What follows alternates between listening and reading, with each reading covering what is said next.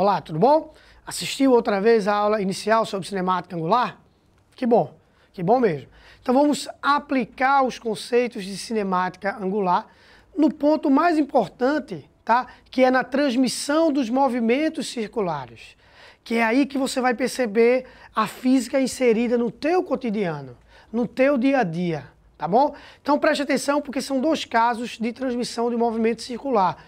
Um, onde a gente vai manter a mesma velocidade linear e transmitir o movimento de um corpo para outro. No outro caso, a gente vai manter a mesma velocidade angular, a mesma frequência e também transmitir o movimento de um corpo para outro. César, esses movimentos são excludentes? Não, eles podem ocorrer ao mesmo tempo, tá? Numa única situação, poderemos ter esses dois casos, tá, Joia? Você vai perceber, tá bom? Então vamos lá. Primeira situação. Nessa primeira situação, nós estamos transmitindo o movimento circular de uma polia para outra, de uma engrenagem para outra, de um corpo para outro, mantendo a mesma velocidade linear.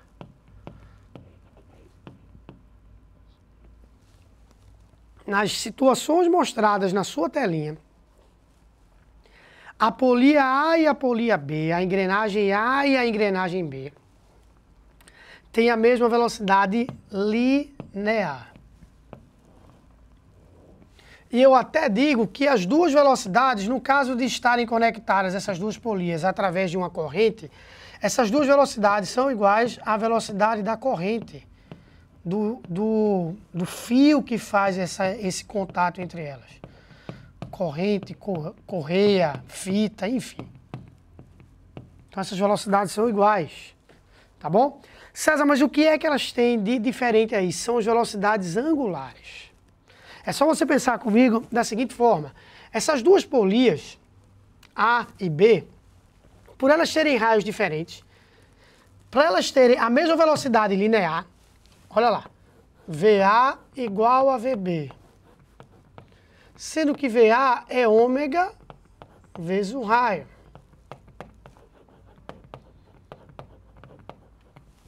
Consequentemente, eu gosto de escrever assim. Acho que fica mais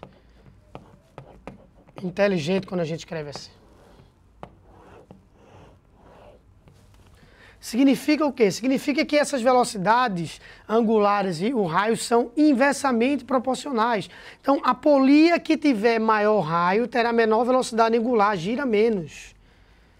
Tá? E a que tiver menor raio tem maior velocidade angular, gira mais. É só você imaginar que existem umas engrenagenzinhas. Chega aqui comigo, ó, ver. Chega aqui. Imagine que eu tenho aqui, tá, duas engrenagens, certo? Aqui tem 5 dentes e aqui tem 1 dente. Tá? Isso tem que girar dente com dente. Então, cara, se aqui eu tenho 5 dentes, aqui eu tenho 1 dente, para que cada um dente daqui, dessa minha mão, pegue um daqui, esse cara tem que dar 5 voltas. Para dar uma volta, girar um dente, dar uma volta, girar outro dente, dar outra volta, girar outro dente. Então, quando eu tenho uma engrenagem com 50 dentes e outra com 10 dentes, essa que tem 10 dentes tem que dar 5 voltas para ela ter 50 dentes também, para coincidir com os 50 daqui e isso girar sincronizado. Por isso que as rodas, quando são menores, elas giram mais, elas dão mais voltas, elas têm maior frequência. Tá? E as de raio maiores, consequentemente, elas giram menos, giram mais devagar, giram com frequência menor. Não tem a ver com velocidade linear. Velocidade linear é outra coisa, porque o espaço percorrido acaba compensando. Porque como essa pequenininha gira mais por ter raio menor, quando você calcula o comprimento da circunferência, tá? Que é a distância que ela anda, compensa. Que o comprimento da circunferência é diretamente proporcional ao raio. Mas ela gira mais, ela tem maior frequência, tem maior velocidade angular. Tá bom? Então volta para cá. Esse caso é o primeiro caso de transmissão de movimento circular. Tranquilo? Eu ainda posso escrever aqui que a frequência A sobre a frequência B, só para finalizar legal, é igual a RB sobre RA. Tá? Menor raio, maior frequência, maior raio, menor frequência. Beleza. Primeiro caso dito. Segundo caso de transmissão do movimento circular. é aquele onde as polias estão girando no mesmo eixo. Então, se elas estão girando no mesmo eixo, a frequência de rotação delas, quando esse eixo der uma volta, cada uma delas dá uma volta. Quando esse eixo der 2 voltas, cada uma delas dá 2 voltas. Consequentemente, ficou pequenininho aqui, eu vou aumentar. Essas duas polias terão a mesma frequência, terão a mesma velocidade angular.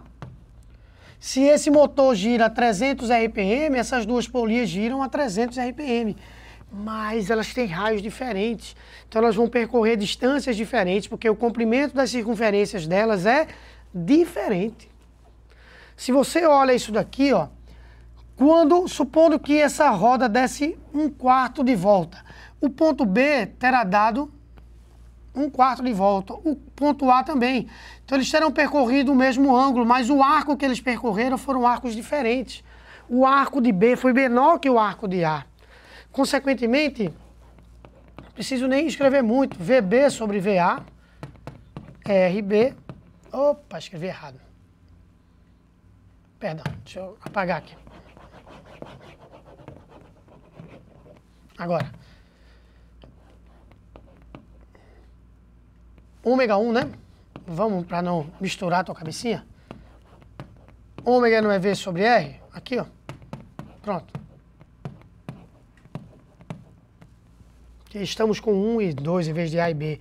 Então, V1 sobre V2 é igual a R1 sobre R2. O que eu quis escrever foi isso aqui para tu. Ficar bonitinho. Tá?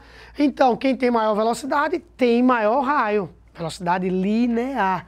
Se você pegar aquelas corridas de atletismo, de uma pista circular, os atletas eles não partem alinhados, senão o cara que estivesse na raia mais externa, ele ia ter que percorrer uma distância maior do que quem estivesse na raia interna. Isso não iria ser justo, tá? Seria totalmente injusto isso daí. Tranquilo? Então, exemplo mais comum é o caso da bicicleta. Quando você olha essa bicicleta aí, você tem aqui, ó, a transmissão entre a coroa. Aqui você tem o pedal.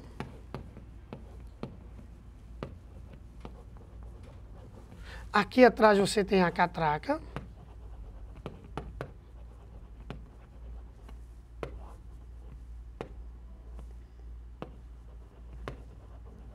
E aqui você tem uma roda. E a correntezinha aqui, corrente.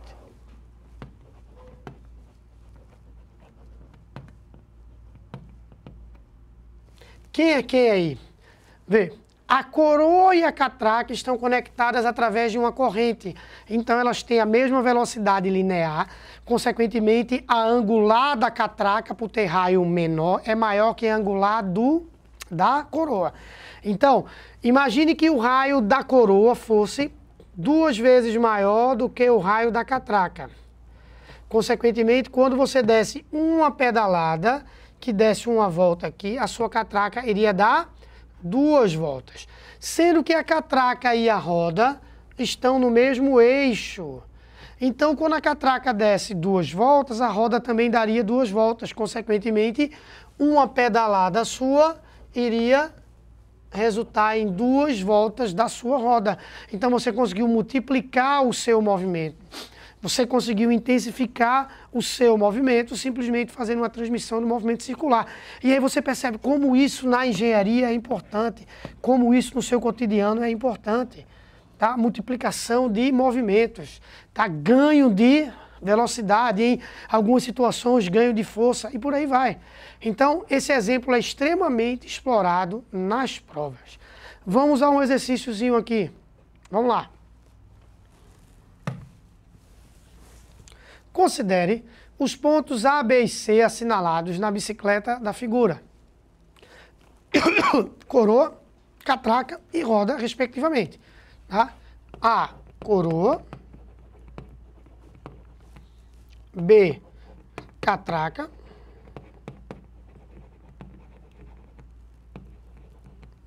C, roda. Beleza. A e B são pontos das 2 engrenagens de transmissão, exatamente, coroa e a catraca.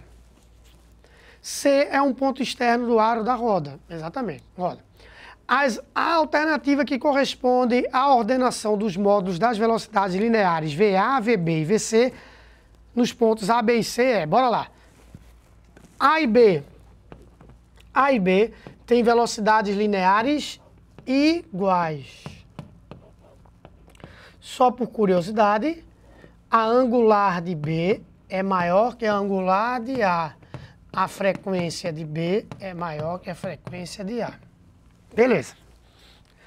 B e C têm a mesma velocidade angular. B e C têm a mesma frequência.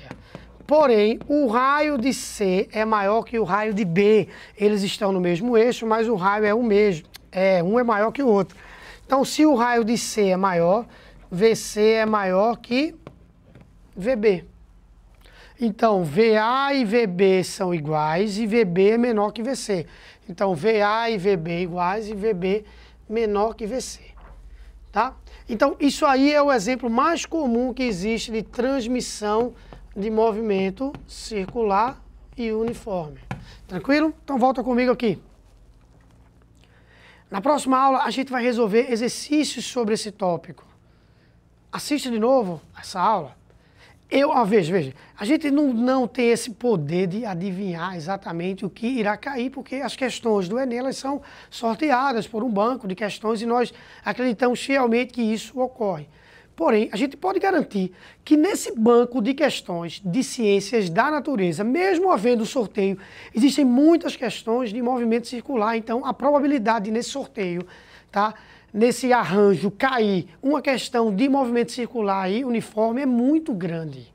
Muito grande. Tem outros assuntos também, como ondulatória, calorimetria, que nós conversamos já, energia, que nós ainda iremos ver, eletrodinâmica, que nós ainda iremos ver, mas nesse instante, o movimento circular é extremamente importante para você. Então, assista outra vez essa aula para que, a partir de então, você possa ir para a aula de exercícios para evitar erros. Tá joia? Um abraço. Tchau, tchau.